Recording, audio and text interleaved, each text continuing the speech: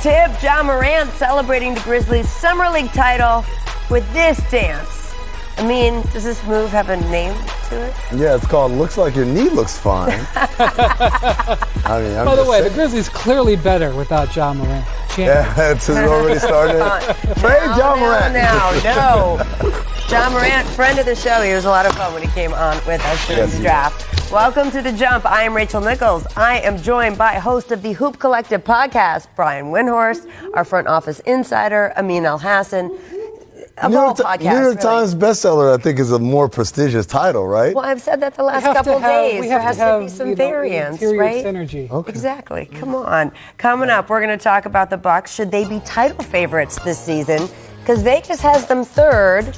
But is that just the LA money coming in? We'll talk about that. How's the Milwaukee money coming in? First, though, Giannis Antetokounmpo's story is well documented. The son of Nigerian immigrants, Giannis grew up in a working-class suburb of Athens, and money was very tight. Giannis and his brothers would help his parents sell watches and trinkets on the street, and when the brothers played basketball, they'd often make sure to play in separate games so they could share a pair of shoes between them.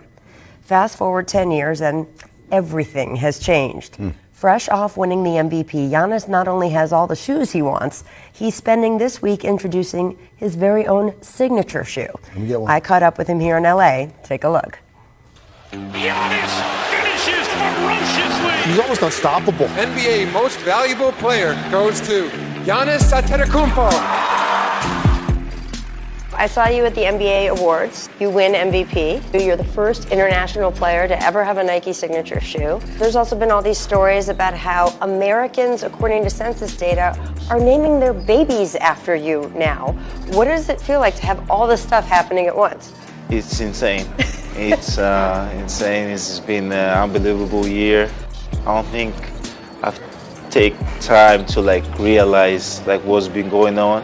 Once I have a little bit of break, I'm going to sit down and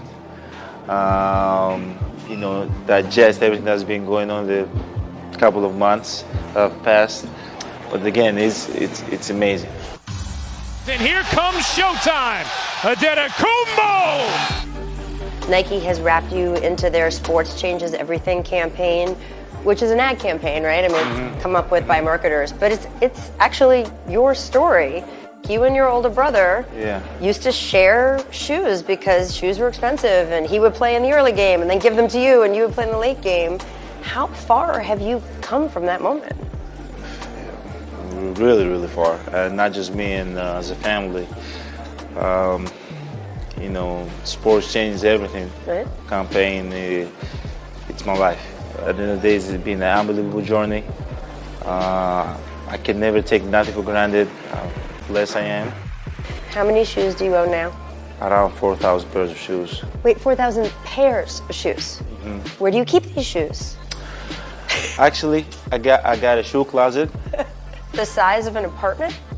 4,000 pairs of shoes? No, it's a big room, Okay. which in there is probably around 300, 400. Yeah. But I got a lot of storage unit that I have. In my house, and I have a lot of shoes in Greece also. We will talk about your shoe problem a little bit more at some other time. I just want to know if the MVP thing has sunk in yet. You are the MVP of the NBA. Great drink flush. Man, I'm really happy about it. I'm not gonna lie, but the MVP word, I probably do not want to hear it again ever in my life, because it's a great accomplishment, it's a great honor, but that's in the past now. Wait, you don't want to ever hear the words MVP again in your life? The letters MVP? I think it's gotten too You know much. that you can win it again, right? I can win it again, I know that. But usually when you hear that, you tend to relax. And I feel like, if I keep thinking, okay, I'm the MVP of this league, I'm the MVP of this league, what's going to happen? I'm just going to relax. And I do not want to do that in any case. But I'm proud of it. But let's go for the next goal. So while all this stuff has been happening to you, swirling around you, the league has changed a lot. Deans to Davis. Yes. What has it been like to pick up your phone and be like, oh, this superstar changed teams, this superstar changed teams? It's been insane. So many moves have happened. I think the league is more balanced now. A lot of teams are now more championship contenders now. Now, whoever have the best team, they have a good chance to win the championship. So that's nice. You guys on the Bucks made a little bit of changes, not as much as everybody else. You lost Malcolm Brogdon. You did gain a second Antetokounmpo brother. Your older brother is now going to be with the team. Definitely going to be a fun year, and hopefully we can pick up where we left from, learn from our mistakes that we did in the last series, and get better as a team. And if we do that, we got a really, really good chance to go to the finals or even win the championship. I don't know if Wisconsin is ready for two Antetokounmpo brothers. Yeah, I don't know if they're ready, but it's going to definitely be fun. Giannis brings a lot of energy, He's definitely going to be a fan favorite. Thank you so much to Giannis for the time. Now, according to Caesars Sportsbook, Giannis is the odds-on favorite to win MVP next season, 3-1. That puts him ahead of big names like Steph, Harden, LeBron, Kawhi. What do you think, Brian, are the chances that Giannis indeed runs it back as MVP? Well, it's hard to repeat, because you've set the overcome it, and the expectations for the Bucks this year are going to be really high too. They're going to be expected to win 60-plus games again. I think that they're a favorite in my mind to win the title. We'll talk about that in a minute. But I will say this, when it comes to the MVP, quite often we see a couple of things. One, the MVP race is framed in November and December, fair or not. Two, voters don't like to vote for the same person over, and which is why Steph Curry getting unanimous in the second year and Steve Nash winning it the second year was so impressive. So you have to change the story, and you have to even be better, which is why it's so difficult. And so I think he's definitely got a great chance, but it's going to take even a better season. Did you hear that? He tried to bait us into the Shaq-Steve Nash argument again. Yeah. We can have it. We're very It's on YouTube. You should check it out. Me and Steven Jackson fighting about it. No, at first I said, for all the reasons that Brian just said, it's hard to repeat. So I said, probably not. But then I thought about the last few MVPs we've had. Harden, Westbrook, Curry twice, Durant. And what makes it hard is when you win MVP, you're already really, really good, right? So there's no obvious lane for improvement, right? When Curry won it the second year, when he won it the first time, I don't think any of us thought, oh, by the way, next year he's going to be so much better, which he was, but we just didn't see the obvious lane for improvement. This guy is different in the sense that out of, I don't know how many MVPs we've had in the last 20 years, he's the only one I can think of right now. It's like, oh, clearly he's got to get better at this. Maybe Shaq with free throws would be the other example of that. And so him shooting, if he comes back and shoots reasonably well from the perimeter, that makes people say, oh my God, he was already amazing and he got even more amazing, and they'll still win 60 games we expect, and they'll be a title contender we expect.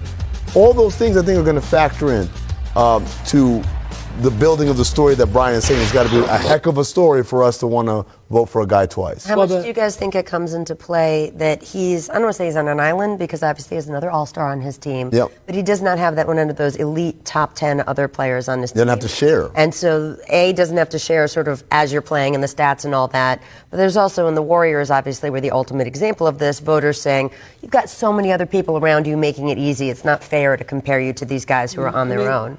I think the pump is prime for Steph but it's going to require the Warriors to get off to a great start. I mean, it's not going to have to go 20-0, but right. I mean, they're going to have to, people are going to have low expectations for them, and he's going to have to achieve them. So to me, the 5-1 there on Steph is pretty good. It's actually out of respect to Giannis, like Amin was saying, because we do actually believe that he can get better. And him being the favorite, again, is a tipping of the cap that he can. I actually think James Harden is overvalued here because I think it's going to be difficult for him with for what Rachel just said. Westbrook. Absolutely. All right, well, let's go to the team overall then, because we heard Giannis say that the Bucks have a good chance to go to the finals given this new NBA landscape. Should the Bucks actually have had them third? Yeah, no, look, you watch this show a lot, you hear me talk about this word, continuity. Well, the Bucks have probably, other than Denver, the best continuity in the league right now. They lost Brogdon, and that's going to hurt. But again, like we just saw about, Giannis is the main engine of all that. And as long as you can shoot the three and defend, you'll have a place on this team. They've got a lot of returning pieces, and the pieces they added, Wesley Matthews Jr. is a guy that fits that kind of dynamic. So I think yeah, this is an excellent offensive team, excellent defensive team. And by the way, where a lot of these teams are coming into training camp playbook 101, the Bucks are on 201 or maybe even 301 because everyone here knows the playbook, everyone knows what we're doing, and so you got the same kind of dynamic that happens to the Warriors 4 years ago, whenever, in 15, 16. The idea is you guys are all learning a new playbook. We're getting deeper into the playbook that we already have. Plus, the East, I think, will be less deep this year. I could be proven wrong on that, but the Raptors are not going to be as good. The Celtics are up in the air. We'll see if the Pacers are able to rise up into that, but I feel like that they may be able to grab the East and win it potentially where they were unable to get through with the Raptors last year. So, I think the pump is primed for them if they stay healthy. And also, I know. 2 prime pumps. That's right. And they also have a replacement for Malcolm Brogdon. They're different type of players, but George Hill and Eric Bledsoe stepping in there, it's not like that they have a gaping hole. So I think that they've got a quality 2-deep roster all the way through.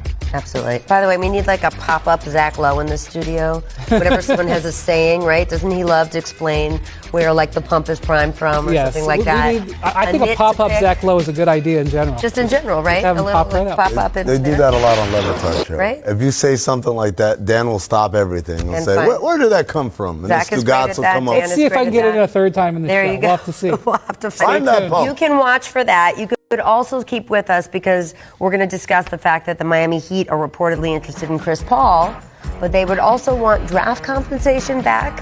Is that worth it for OKC? We'll